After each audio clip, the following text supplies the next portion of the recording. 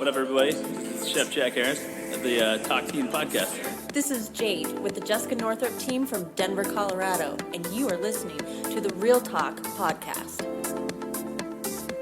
Good morning, hello, welcome to the Real Talk podcast. Today I'm joined by Carla Thomas and Sophia Budianto. Did I say it right? Yep. Carla is originally from Birmingham, UK. Birmingham, UK. Yes. And she works at Compass as a recruiter and now is on the new ventures team, the special man. I like to call it the special ops team. Everything is so secretive. The special ops team. And Sophia is originally born in Indonesia, grew up in Singapore, and works at Compass as also one of the special ops teams, or the new ventures team. So thank you for joining us. I'm also joined with Danielle Stout. Hello.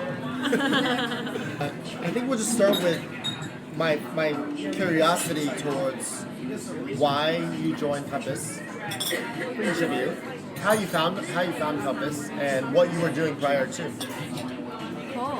So prior to Compass and prior to moving to New York at the start of 2018, I was based in Brisbane, Australia. So I worked for a company called Megaport.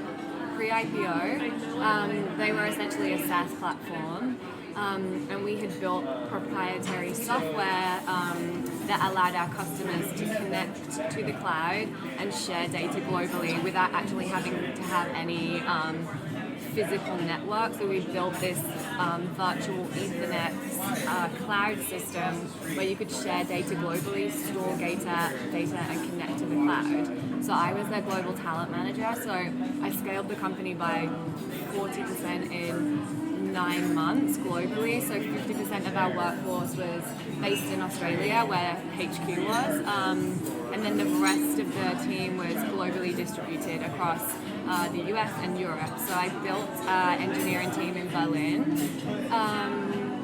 And then I also spent a lot of time in San Fran with our team there, building their teams. One of the big learnings from working at Megaport was being a global company and headquartered in Brisbane, which is a very unique place, and how Australians run their businesses is very different to how Americans. Exactly, and also the benefits and the healthcare and Sure. how we pay employees. So Australians get like 6 months vacation and I know it's very cruisy, like they're extremely cruisy. Definitely a culture of like drinking beers at lunch. You know, you definitely don't finish after 5 p.m. It's very a relaxed way of working. do you like that culture? I love that culture. Yeah. Who wouldn't? But at the same time, I was managing a global team, so there was never really an off point for me, which wasn't scalable or attainable. And my team, it was just myself and the global HR director. So the biggest takeaway from that role was managing the culture when you're working across multiple countries. So the European culture was also very different. So trying to create and foster a unified culture in a company that operated across many countries, but our workforce was actually relatively small. So trying to create a global culture whilst actually allowing the teams to be authentic to the locations they were in. Right. For example, the salaries were significantly higher for our US-based employees than they were in Australia. So trying to create pricing and salary transparency and honesty whilst having to maintain country standards. So that was a big learning curve for me. And how did the recruiter recruit the recruiter to get you to join Compass? Or was there another recruiter involved? So when I moved to New York at the start of 2018, you moved to New York first. I moved to New York first. I was consulting. I had a lot of clients back in Australia that engaged me on unique hiring searches for niche roles. So I was working on a lot of things still in Australia. I was building up my own network in New York, and 6 months into being here, I was like, I actually feel like I need to join a team. Like I miss that interaction. Yeah. And I wasn't looking to build my own company. That wasn't like in my interest. So I started to interview. I interviewed with like maybe 5 different tech startups. None of them were of interest after I kind of got to like the final round interviews. One company, however, I did accept an offer for. So I would have been managing their mobile divisions team, building out that function for the company. I accepted the offer. After doing a presentation, I took my new team out to lunch.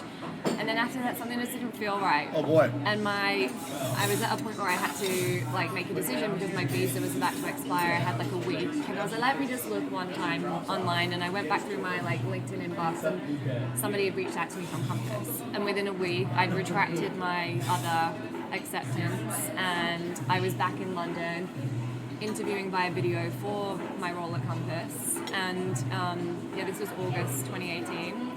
And then I got the offer accepted, and that was that. Moved back to Manhattan, and the rest is. And Like back and forth for. So I spent 6 weeks in London while my visa got approved, and then came back in September of 2018. I joined the expansion recruiting team. Yep. So I was tasked with leading recruitment for legal, IT, finance, and new development. Sure. I had a team of 6 at the time. And then at the end of 2018, expansion, I guess the strategy for Compass was to dig deeper into existing markets versus going into new markets. We could reach the same revenue potential without actually having to expand into markets that, I don't know what the right word would be. Sophia could probably chime in there. So that's when I transitioned over to talent for teams, leading the East Coast. So this role heavily interfaces with our agent population. So prior I'd only been working across internal business roles.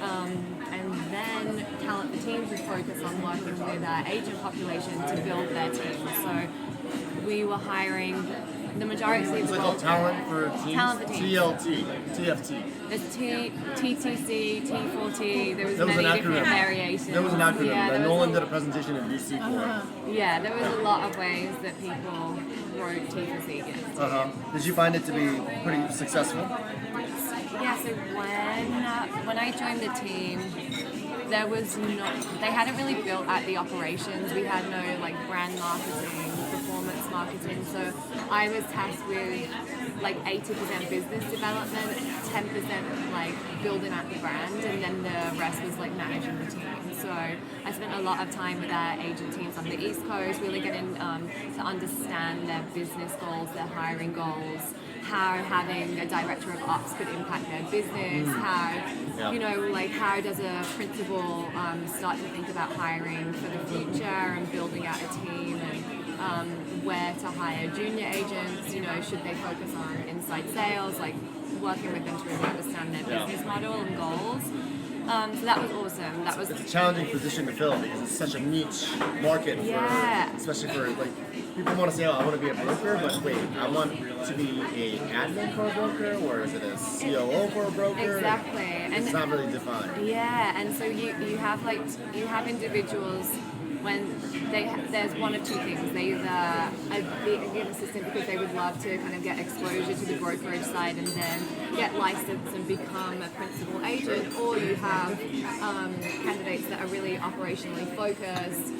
They stay on the back end and they really just like manage the business and drive the team to success, but without being involved in like the business development or sales aspect. So that was really interesting. And then after spending 5 months on talent for teams, we decided to scale back the program to focus on initiatives that fuel the flywheel, and concierge being the biggest driver for Compass at present. So that is how New Ventures was formed. We're going to talk about that in a second, but before we do that, let's talk about Sophia and where her journey through life. Okay, so prior to Compass, I actually worked at Uber for 4 years. Started in the New York ops team in 2014 when Uber was just launching. So that was a very fun journey. Started in ops, then moved to San Francisco, did 2 years working on various product teams at Uber, and then moved into business development, started working on the Uber for Business product, moved back to New York because I missed New York so much, worked on Uber for Business in New York, and then got approached by a recruiter. It was actually, I got approached by Peter Jonas. Peter Jonas and I worked at Uber together. And he said, hey, there's this really cool team that is doing cool stuff, M&A at Compass. Are you interested? And so I'd been at Uber for 4 years at that point, so I was like, all right, let's give this a shot. Had a few conversations, and Compass is kind of the same sort of rocket ship that Uber was, and I think the best years that I had at Uber were the very beginning when we were building and things were absolutely insane. We were changing direction every day, but it was like so exhilarating. So I was kind of ready to go back to that again. So I said yes last year, joined in September, so I literally just hit my 1 year. Thank you.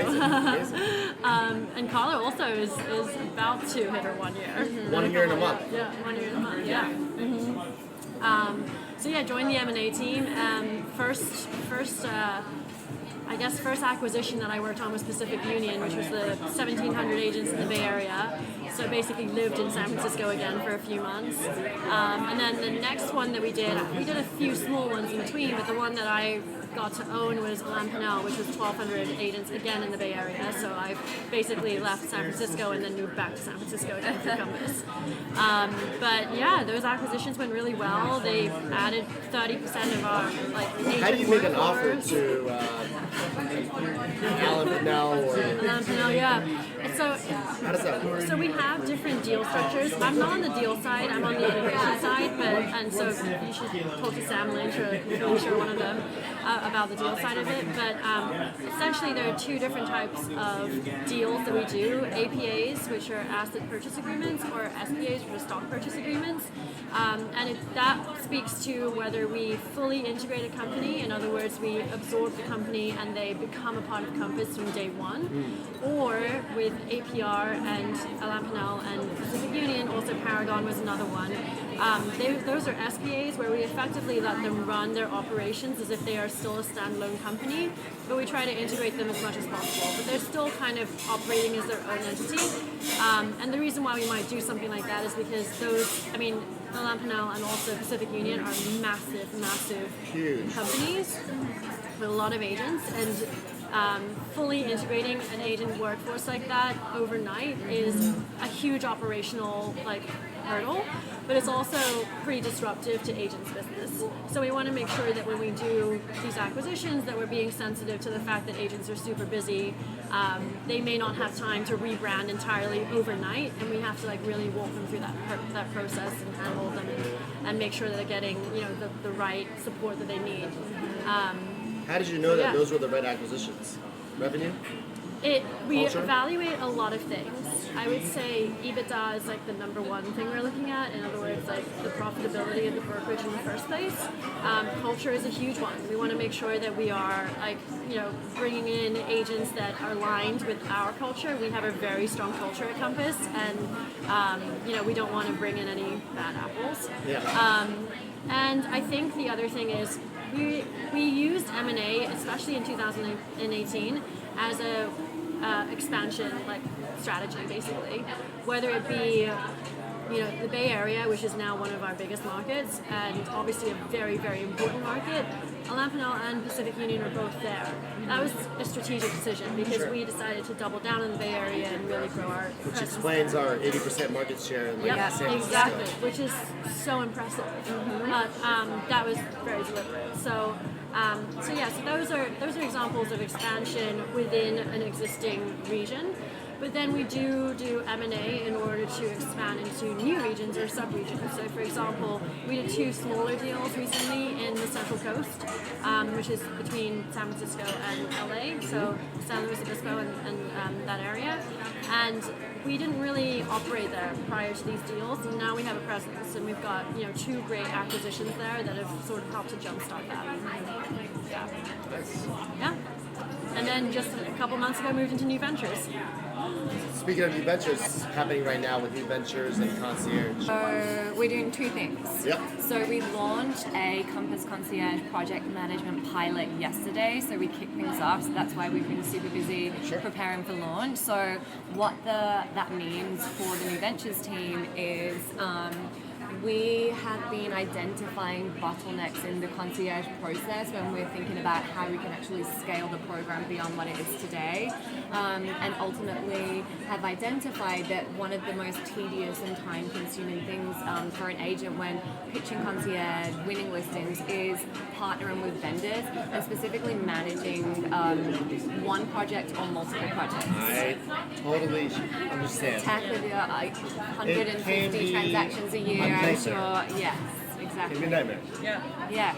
So, building this preferred vendor project management function and being able to provide all agents with access to highly vetted Compass approved vendors, specifically project managers, has many benefits to both the agent and to their clients, the seller. Sure. And What are some of the tedious things that brokers go through? Yeah, that you've so seen? in terms of like the actual concierge application piece itself, like the actual admin and back-end operations to actually get the application together, submitted and approved is very time-consuming. So having an internal point person that can help assist with that application piece will be super helpful and create more efficiencies internally. And then the project managers, they already have existing vendor relationships, and we're also in tandem with building the pilot and launching the pilot, we're building out a preferred vendor network of Compass preferred vetted vendors. And what that means is they've been approved and referred by at least 3 Compass agents, which we found from all of our research that they got to be vetted 100%, by us. and agents just 100% see the value. We know their in- work style. We've seen their renovations. We know they're timely or tardy. Yeah, and exactly, and we're holding them to these rigorous service level agreements, being customer service, responsiveness, professionalism. That might be harder. I feel like it's like from a GC standpoint, like don't tell me how to run my business. So actually, you would think that that's the reaction, but everyone we've talked to has been very on board with it. In fact, to the point where we put those SLAs in the agreements. Yeah. So it's contractually obligated on their part to provide service at according to what we've outlined, which is really, I think, compelling, because a lot of, we did an interview with you, Tak, we did interviews with other agents too. The one thing that we heard over and over again is vendors who are responsive and communicative, professional and timely are the vendors that you guys want to work with. And Vendors affordable. who are not like that, yes, and affordable. Vendors who are not like that make your lives significantly more challenging, and that's what we're trying to do, hold them to those standards. Future of this program taking, do you see it 90% of the agents eventually just being able to adapt to concierge program and doubling their listings, or what's the direction and the whole goal and objective of this? I think the goal is really to fuel the flywheel, right? And so concierge is a very important part of the flywheel.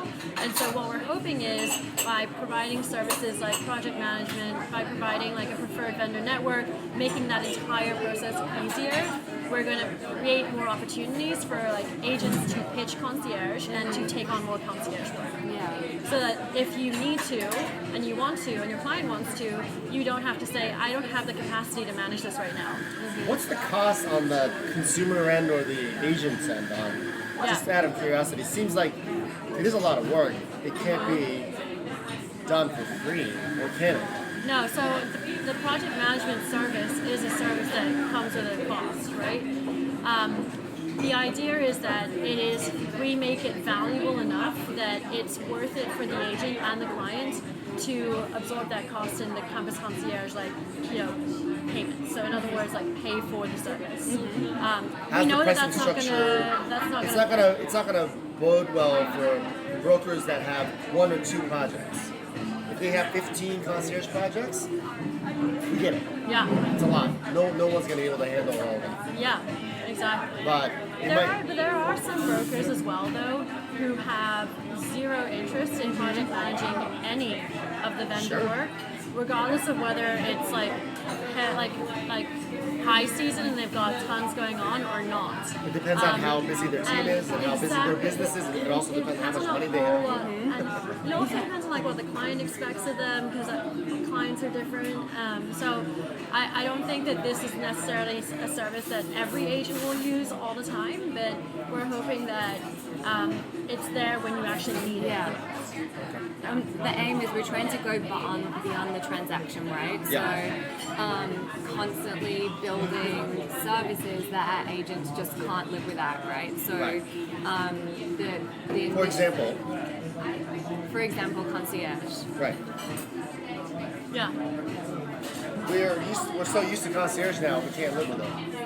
Every pitch I go to is like, how can I utilize concierge to make this sale better? Are you pitching concierge in every? Pretty much every listing, yeah. Yeah. And we've got some interesting approvals. Like one guy, we never got the listing because the previous broker actually ended up selling it, but Compass approved tax payments. The guy was going through cancer treatment. He didn't have a lot of, $40,000 of medical bills coming in. He was an older guy, didn't have the money to carry the apartment anymore. He had mortgage. It's like, we could pay for the carrying costs, the tax, and the common charges, and that was something that would have helped him out for 6 months. Yeah. If it took 4, 5, 6 months to sell. Wow. So those are some interesting scenarios. Yeah, and I had a few interesting conversations yesterday. One being with an agent who was working with a seller. The seller has an exclusive listing with another brokerage, and the house has been on the market for 12 months, and now that agent will know when that exclusivity period will end and go in and pitch concierge and ultimately win the listing. Yeah. It's a good way. Not the end all be all, but it's definitely a significant tool. It's a significant tool to Yeah. value add your clients. Yeah. That's what brokers all care about. They care about the clients. How can we add value to them Exactly. so that we can keep their loyalty, we can get their business. Yeah. 100%, and continuing to build on these customer-centric initiatives. So for us, you are the customer, and your clients are your customers. How can we consistently build things that make your lives easier? How can we drive concierge adoption and create world-class experience for both you and your clients? Yeah. You do a lot of concierge work for me now. Do you have any thoughts or opinions about the process as of today? I think that I can see because we started it at the beginning. I think we were project 28 or something really early on for the first one we did. So I can see how it's evolved over the whole time period of it being in existence. Things that I have to do today are different. They've been changing documents, the requirements. It's definitely become more streamlined. I've seen it get better and improve, and it's nice that it's become more consistent. It's very helpful for our end, and it's nice to see that you're also rolling out the project where people assist and can take over the entire process when you do, because I know right now, juggling 5 Compass Concierge projects, it's kind of hard for me to even keep it all straight. Yeah, we have 5. It's a complete value add if someone can do it all for you, because it's not really a fun task, but it's easier when you know what you're doing and you've done it a couple times. So definitely, I'm excited to see all this come to fruition. Yeah, these GCs aren't the most timely when it comes to sending in an invoice or signing a DocuSign or revising an estimate or clarifying a line item. Because you're going to chase that up. I'm the middleman in between the vendor, the contractor, the client, and the Compass Concierge people, and I'm just trying to juggle it all at the same time, try to get it done as soon as possible. So it's always a good time crunch, because everything we do is quick. We want to get the apartment staged, we want to get it renovated ASAP to list it. So it's a lot. So it's nice to hear that it's going to be. We're gonna wrap up here. Do you guys want to say a minute or two of anything to wrap up? Or a minute each? Well, thank you for having us, first and foremost. I know it took a couple attempts to get us here. All good. You guys, We made it. we're brokers. We're all about the chase. Yeah, All about the chase. I love it. this is true. This is true. But no, it's great to see that you, in addition to what you do best, you love the podcast initiative. Oh yes. You are everywhere. I honestly don't know how you do it. Like, you're an inspiration. We try our best. You'll see more and more brokers be like what we're doing. Yeah. We're going to be media companies. The future is 100%. You're an entrepreneur. Like, you're not Future's focused media. on. Yeah. Yeah, that's correct. Exactly. All right, we're going to get the car, so Yeah. we're going to Let's finish do up it. here. Thank you so much for your time. Awesome.